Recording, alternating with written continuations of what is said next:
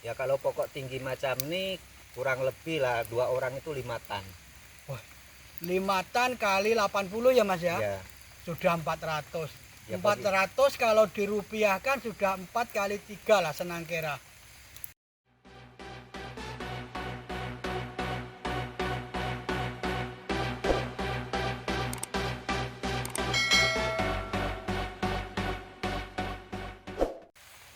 Halo geng, assalamualaikum warahmatullahi wabarakatuh. Selamat berjumpa kembali dengan Rizky Channel. Sebelum video ini saya mulai, gimana kabar kalian semua? Semoga semua sehat-sehat selalu, tidak kurang suatu apapun dan dimudahkan dalam segala urusannya oleh Tuhan Yang Maha Esa. Oke geng, di kesempatan hari ini hujan ya. Tapi kita mau potong buah sawit. tengah rehat nih. Dan ini tengah rehat makan siang. Jadi kita mau tanya-tanya sama masnya nih yang potong buah.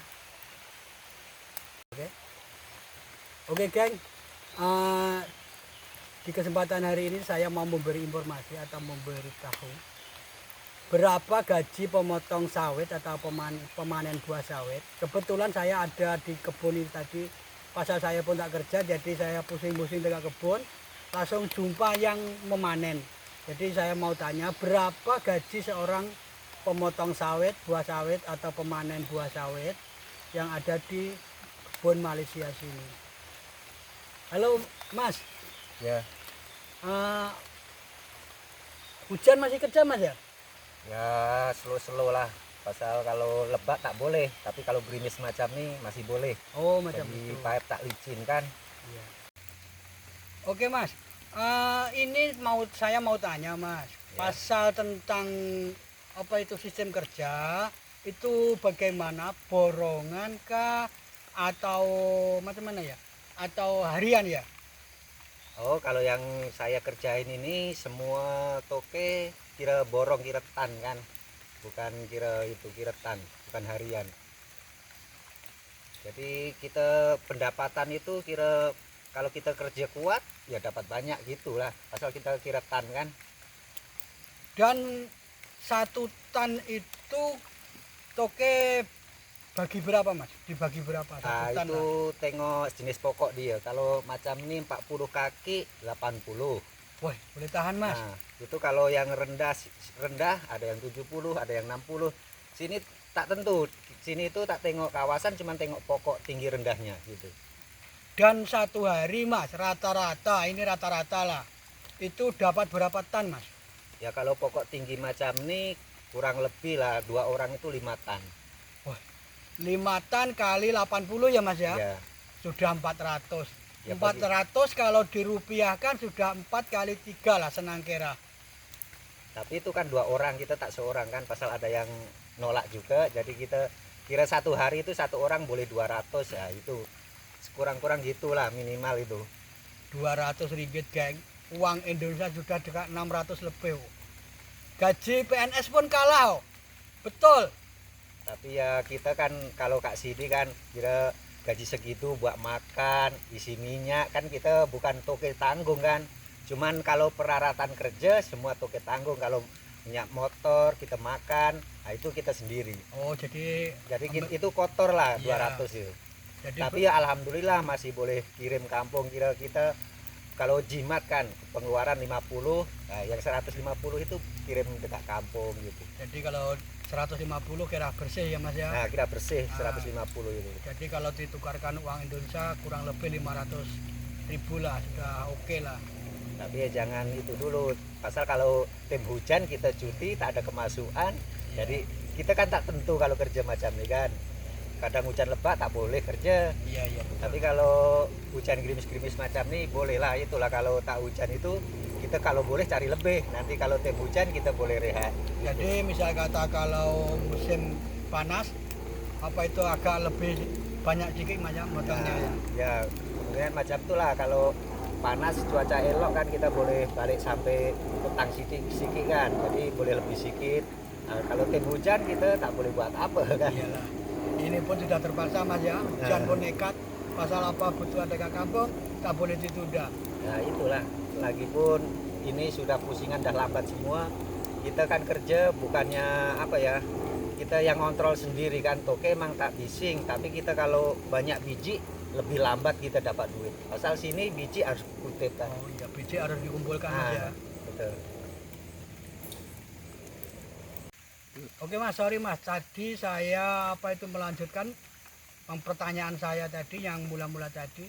Itu mau tanya Mas, masalah gaji itu toke bagi itu setiap 1 minggu sekali, 1 bulan sekali kah? Macam mana Mas? Oh, kita kan saya kerja ini banyak toke kan, bukan satu toke saja, ada 3 toke kan. Iya, iya. Jadi satu toke itu kasih siap semua, baru dikira gaji. Nanti toke lain macam itu. Kira kita itu jadi siap kerja dikira gaji. Jadi kita tak kira bulan, tak kira minggu, tak ada. Siap kerja semua, kita satu toke seumpama pegang 5 lot. Ya. Nah, kita kasih siap satu toke dulu. Nah, kalau sudah siap, toke itu kira sama kita macam itu. Oh macam itu. Jadi tak boleh cakap lama ya. Tak boleh cakap 1 minggu, tak boleh cakap Tak 1 boleh. bulan. Nah, macam itu tak tentu boleh. kita. Kadang kalau lambat pusing, kadang 10 hari pun baru dapat gitu Ya. kan. Dan Mas kerja ini di kebun ini milik apa itu? Perseorangan kah atau perda atau estate Mas? Nah, ini perseorangan. Saya memang semua perseorangan. Asal kita apa tak pernah kan ikut ST apa itu belum pernah lagi. Dulu pernah tapi lama dah. Sekarang itu perseorangan.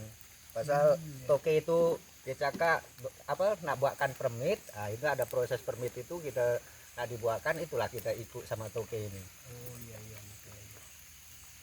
Kalau masalah gaji itu lagi tinggi mana Mas? Perseorangan sama estate menurut Mas? Oh ya jauh. Kalau masih perseorangan lebih tinggi lagi. Pasal kalau ST itu kan kira murah kan, tapi lo dia satu tempat saja kalau ST. Tapi kalau perseorangan kan satu lot sini nanti jauh lagi. Kalau ST kan satu lot itu berapa ratus ekar biasanya kan. Nah, kalau perseorangan kan cuma 1 lot, 2 lot gitu, satu tempat itu kan. Oh, kalau menurut Mas lebih senangan, lebih nyaman mana? Ya kalau cari uangnya lebih nyaman yang perseorangan. Tapi kalau secara kerja, kalau kita nak kerja yang betul-betul dekat ST, tapi kan gaji tak sesuai itulah. Oh, berarti semuanya tergantung orangnya ya? Nah, tergantung orangnya itu. Kalau ST emang lo itu satu tempat, kita tak payah pergi sana pergi sini kan. Tapi itulah gaji lebih murah. Biasanya macam tuh yang saya pengalaman dari dulu lah. Kalau dekat perseorangan itu gaji mahal, tapi lo dia bukan satu tempat, itu aja perbedaannya. Oke Mas, kembali ke pertanyaan yang awal tadi ya, saya masih penasaran. Kan tadi Masnya itu masalah gaji itu apa? Kira 1 lot siap baru dibayar gitu kan? Perbandingannya hitungan macam itu atau sama per bulan atau setiap bulan itu menurut Mas lebih senang mana? Ya kalau diikutkan sebenarnya hampir serupa, cuman kita itu kalau kira bulan kita kalau tak ada duit belanja harus pinjam. Kalau ini kan tak payah pinjam, sudah ada kiraan yang sini. Nah, itu perbedaannya itu. Kalau dipikir-pikir kalau kira bulan kita boleh ngumpul sekali, nampak duitnya itu kan. Tapi kalau dikira 1 lot berapa gitu, emang tak nampak, sama aja. Tapi cuman dapatnya itu macam sikit-sikit gitu kan. Kalau kira bulan kan sekali banyak, itu aja perbedaan itu. Ini ada pertanyaan lagi dari salah satu subscriber Mas. Katanya kerja di perseorangan itu banyak rehatnya. Apakah itu betul? Kalau rehat itu tergantung sama kita lah. Kalau kita niat kerja tak mungkin nak rehat-rehat itu. Maksudnya rehatnya rehat macam mana ini? Maksudnya rehat itu rehat memang nggak ada kerja karena perseorangan kurang kerja. Oh, kalau pengalaman saya ini, saya lebih bukannya kurang kerja, lebih dari kerja. Kita sampai tak mampu. Wow. Kalau ikutkan. Ya, kalau ikutkan siang malam kalau boleh kerja loh. Tapi mana tahan kita kerja siang, kalau sawit ini nak malam macam mana? Pasal ya kalau kak sini itu kita kalau rajin kerjanya bagus, kita tak payah cari toke. Toke yang cari kita, kebanyakan macam tuh. Tapi kalau kita kerjanya malas, siapa toke yang nak butuhkan kan? Oh, berarti yang saya tangkap dari semua cerita Mas tadi itu, Mas itu bekerja di perseorangan seperti mandor, apa ya, manajer dan juga kuli dijadikan satu ya, karena Mas semua yang menghandle gitu kan. Nah, betul itu. Kalau perseorangan itu kan tak ada manajer, tak ada mandor, kita terus melalui tuan kebun gitu kan. Nah, kita boleh kontrol lah. Tim pusingannya kita harus masuk gitu aja. Kecuali kalau hujan toke pun tak boleh cakap apa kan. Gitu aja. Ada pertanyaan dari Mas Rizky Channel? Sementara sudah cukup lah. Sudah cukup. Terima kasih Mas informasinya. Oke. Semoga video ini bisa bermanfaat khususnya para calon TKI Malaysia ya. Nah, betul. Oh iya Mas, apa kalau boleh tahu Mas itu memberi saran lah buat para calon TKI Malaysia biar apa itu masuk Malaysia itu tidak salah, itu bagaimana Mas? Ya itu kalau nak masuk sini jangan ikut jalan gelap. Utama itu. Resikonya apa? Risikonya nanti kalau Kak sini kalau gelap itu susah, di sini pun tidur tak nyaman. Pertama kan, kita kalau ada operasi kena, nah kasihan juga. Oh, berarti macam buronan. Nah, seperti itulah. Yang kedua, Kak sini kalau betul-betul nak kerja, harus betul-betul kerja. Pasal kita sudah jauh dari keluarga, jangan pikirkan yang lain-lain. Pikirkan kerja, cari duit, itu aja. Oh, berarti kalau ilegal itu kerjaannya pun nggak ada yang menjamin gitu ya? Ya nggak ada. Ya ada toke, kadang ada yang mau, ada yang enggak kalau di sini itu. Oh, tapi kalau yang resmi itu sebelum dia masuk sudah disediakan pekerjaan gitu. Disediakan pekerjaan.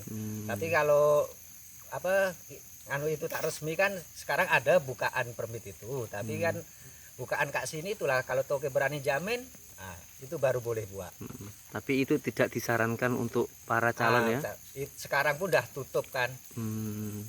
Nah, kan bukan semua orang itu masuk Malaysia disengaja ilegal Mas, kan banyak juga yang apa ya, yang kena tipu.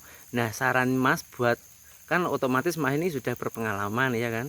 Nah, saran Mas itu biar tidak kena tipu itu gimana, atau ciri-cirinya agenti abal-abal itu gimana Mas? Ya itu kalau itu sebelum masuk sini kita harus tanya-tanya yang sudah pengalaman masuk sini dulu, cari informasi. Jangan belum pernah masuk tiba-tiba masuk sini nanti kena tipu. Nah, kita nak mengadu sama siapa? Tapi kalau sudah kita ada kawan tak saudara yang Kak sini, cari informasi dulu macam mana kerjanya, disurvei dulu lah, ibaratkan begitu. Kalau ciri-cirinya masalah visa ya? Nah, visa itu kalau pelancong itu berarti sudah otomatis nanti jadinya ilegal. Iya gitu betul ya? Itu kalau pelancong itu tak ada sejarahnya nak jadi permit itu nggak ada. Meskipun dijanjikan di sini bukan permit, itu bohong ya. Bohong itu. Oke geng, segitu saja. Oke guys, sekian dulu video dari saya dan terima kasih Mas atas informasinya. Semoga video ini bermanfaat dan memberi wawasan kepada kawan-kawan semua yang mau masuk ke Malaysia. Sekian dulu video dari saya, Rizky Channel. Assalamualaikum warahmatullahi wabarakatuh. Waalaikumsalam.